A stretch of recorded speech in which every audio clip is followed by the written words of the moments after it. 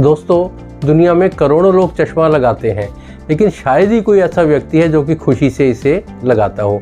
और ज़्यादातर लोग सोचते हैं कि कोई ऐसे साधन हो जिससे मुझे चश्मे या कॉन्टैक्ट लेंस लगाने से परमानेंट मुक्ति मिल जाए। हम आपको ऐसे ही एक साधन के बारे में बता रहे हैं कि उसके बाद आपको चश्मा या कॉन्टैक्ट लेंस नहीं लगाना पड़ेगा, और इसे कहते हैं लेसिक लेज़र। लेसिक लेज़र की किरणें होती हैं जो कि इन किरणों द्वारा आँख का जो फ्रंट का हिस्सा है, जिसे कॉर्निया कहते हैं, कॉर्निया की शेप चेंज की जाती है, तथा इन किरणों द्वारा जो शेप चेंज की जाती है उसके द्वारा आँख की फोकल पावर चेंज होती है, जिसके कारण से चश्मा उतरता है। तो अब यह है कि लेसिक लेज़र कैसे किया जाता है। तो लेसिक लेज़र की जो विधि है उसमें प्रायः एक फ्लैप उठाया जाता है तथा फ्लैप उठाकर लेज़र की किरणें लगाई जाती हैं और फिर फ्लैप को वापस अपनी जगह पर रख दिया जाता है। इसमें कोई किसी तरह का टीका, टांका, पट्टी आदि की ज़रूरत नहीं होती है। और इसी तरह से एक और विधि होती है जिसमें फ्लैप नहीं उठाया जाता, जो कि एक आधुनिकतम विधि है जिसे स्माइल विधि कहते हैं। इस स्माइल विधि में लेज़र की किरणों द्वारा ही एक छोटा सा पीस बनाया जाता है और उस पीस को एक बहुत ही छोटे लगभग 2 से 4 मिलीमीटर के कट द्वारा बाहर निकाला जाता है, और इसमें कोई फ्लैप नहीं बनाया जाता तथा कोई टीका, टांका, पट्टी परहेज नहीं होता है, तथा आँख में किसी प्रकार का करते समय भी किसी प्रकार का नहीं दर्द होता है। अब लेज़र कितने प्रकार के होते हैं, जैसे कि अभी बताया कि लेज़र के अनेक प्रकार होते हैं, जिसमें कि फ्लैप वाला लेज़र, स्माइल लेज़र, पीआर के विधि। तो फ्लैप और स्माइल के बारे में तो अभी बताया ही था। एक पीआर के विधि द्वारा लेज़र होता है।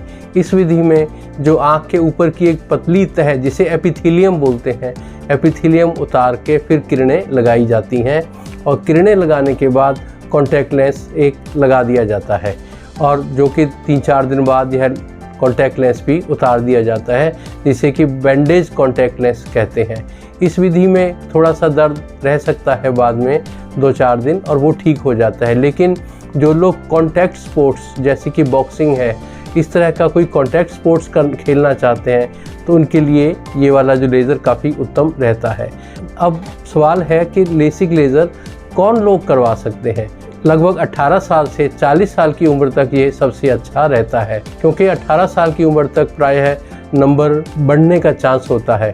अतः 18 साल के आसपास जब नंबर रुक जाता है तो ये ठीक रहता है लेसिक लेज़र करवाना। जिन लोगों की आंखों में ड्राइनेस या किसी और की तरह की कोई बीमारी है, उनके लिए लेसिक लेज़र उचित नहीं रहता है।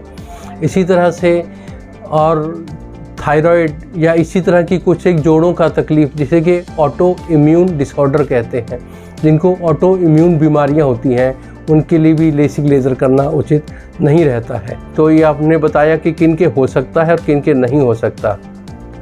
अब देखना है कि लेसिक लेज़र से पहले क्या जांच पड़ताल की जाती है। तो लेसिक लेज़र से पहले कुछ तो आँख की जाँच होती है और कुछ ब्लड वगैरह की जाँच होती है। तो जो आँख की जांच होती है उसमें सबसे इम्पॉर्टेंट होता है कि आँख का नंबर क्या है, क्योंकि जो नंबर सही होगा तो उसके हिसाब से चश्मा उतरेगा, तभी चश्मा सही नंबर का चश्मा उतरेगा। इसके अलावा कॉर्निया, जो कि आँख के आगे का हिस्सा होता है जिस पर कि लेज़र की किरणें चलाई जाती हैं, लेज़र की किरणों की जाँच के लिए ये कॉर्निया की थिकनेस का टेस्ट किया जाता है, जिसे कि पैकीमेट्री कहते हैं। इसी तरह से कॉर्निया की एक और जांच होती है जिसे कि टोपोग्राफी बोलते हैं। तो टोपोग्राफी, पैकीमेट्री खास तौर से ज़रूरी है। आँख का सही नंबर ज़रूरी है।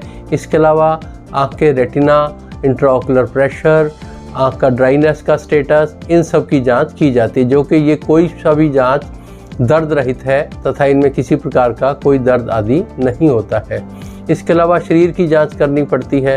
तो शरीर की जांच में इतना ही है, कोई ऑटो इम्यून बीमारी जैसे जोड़ों का दर्द आदि ना हो, और इसके अलावा कोई डायबिटीज़ ना हो, कोई वायरस बीमारी ना हो, तो ये सब शरीर की जांच करनी होती है। अच्छा, अब जब लेज़र करना है तो उससे पहले हम कुछ 1-2 राय मशवरा देते हैं। उसमें एक तो एंटीबायोटिक ड्रॉप 1 या आधा दिन पहले डालनी होती है।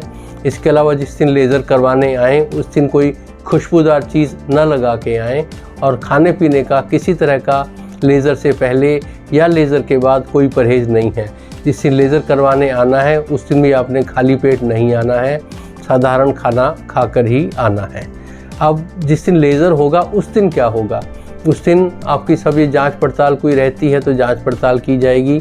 और इसके अलावा जब आपको ऑपरेशन टेबल पर लिटाया जाएगा तो उस टाइम एक तो आँख में एक सुन्न करने वाली दवाई डाली जाएगी जिसे कि लोकल एनेस्थेटिक ड्रॉप्स बताते हैं।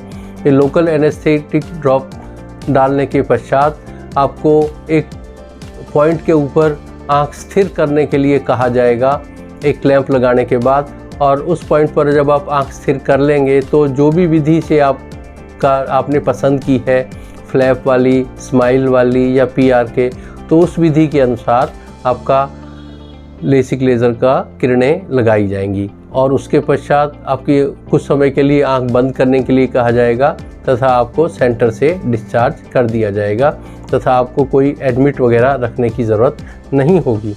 अच्छा, उससे अगले दिन क्या होगा? अगले दिन आपको चेकअप के लिए 1 दिन या 2 दिन बाद बुलाते हैं तथा कुछ दिन के लिए आपको दवाइयाँ डालनी होंगी। ख़ास तौर से जो मॉइस्चराइजिंग आई ड्रॉप है वो कुछ दिन लगभग 2 महीने डालनी होती है, क्योंकि लेसिक लेज़र के बाद ख़ास तौर से कुछ दिन के लिए ड्राइनेस वाली शिकायत हो सकती है। खाने पीने का लेज़र करने के पश्चात भी कोई परहेज नहीं होता है। मैं इतना है भी कुछ दिन के लिए आपने कच्चा साबुन का पानी या गंदा पानी वो आँख से दूर रखना है। इसके अलावा धूल मिट्टी से दूर रहना है और आँख को ज़ोर से मसलना नहीं है। और कुछ दिन के लिए टीवी मोबाइल भी ज़्यादा इस्तेमाल नहीं करना है। थोड़ा बहुत आप टीवी मोबाइल दूसरे या तीसरे दिन से इस्तेमाल करना शुरू कर सकते हैं। और इसी तरह से लेसिक लेज़र बहुत ही सुरक्षित विधि है। यह यूएस FDA अप्रूव्ड टेक्नोलॉजी है तथा पिछले लगभग 25 साल से चल रही है।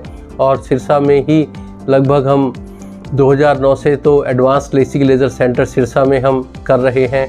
और अब भी हमारे पास लेटेस्ट मशीनें हैं जिनमें कि स्माइल है, मेल 90 है, पेंटाकैम है। इस तरह से लेटेस्ट मशीनों से सुसज्जित है हमारा एडवांस्ड लेसिक लेज़र सेंटर। फिर भी यह है कि कुछ एक कॉम्प्लिकेशंस इसमें होने का चांस रहता है।